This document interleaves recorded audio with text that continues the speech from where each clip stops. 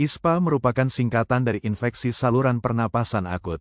Penyakit infeksi akut yang menyerang salah satu bagian dan atau lebih dari saluran napas mulai dari hidung, saluran atas, hingga alveoli, saluran bawah, termasuk jaringan adneksanya seperti sinus, rongga telinga tengah dan pleura.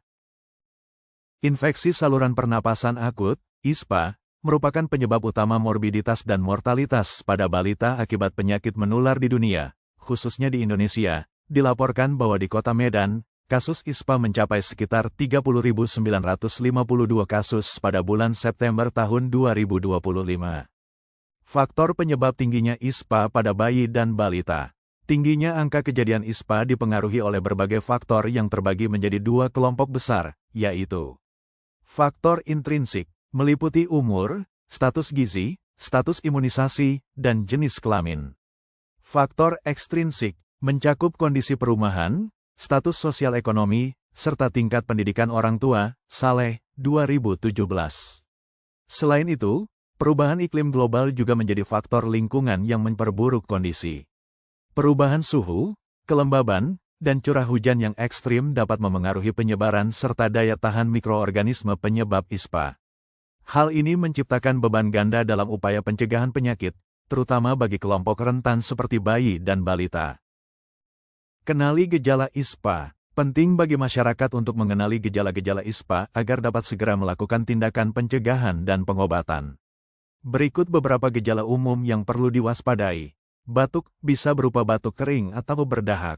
Hidung tersumbat akibat penumpukan lendir atau pembengkakan.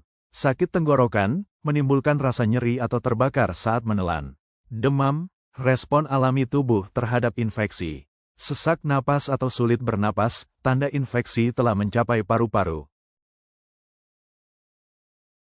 Sakit kepala, sering disertai demam atau ketegangan otot.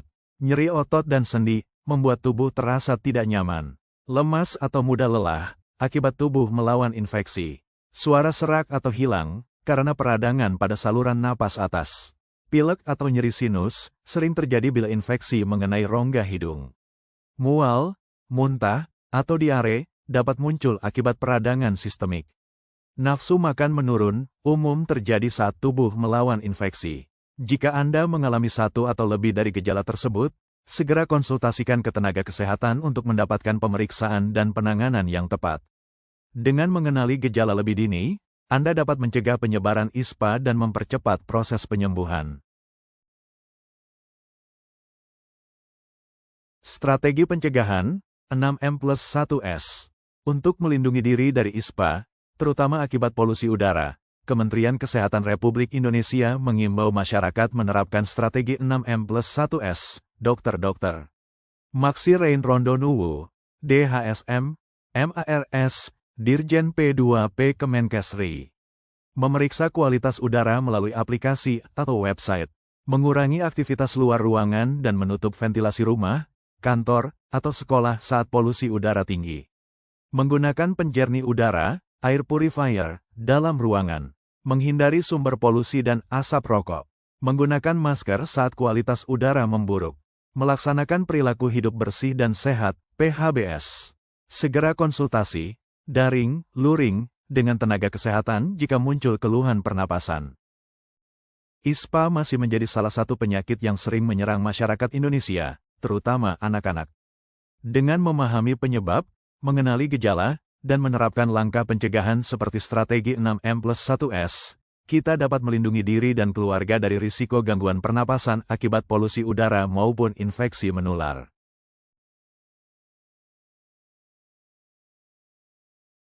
Terima kasih sudah menonton. Jangan lupa like, subscribe, dan nyalakan lonceng notifikasi, supaya kamu nggak ketinggalan video edukasi kesehatan lainnya.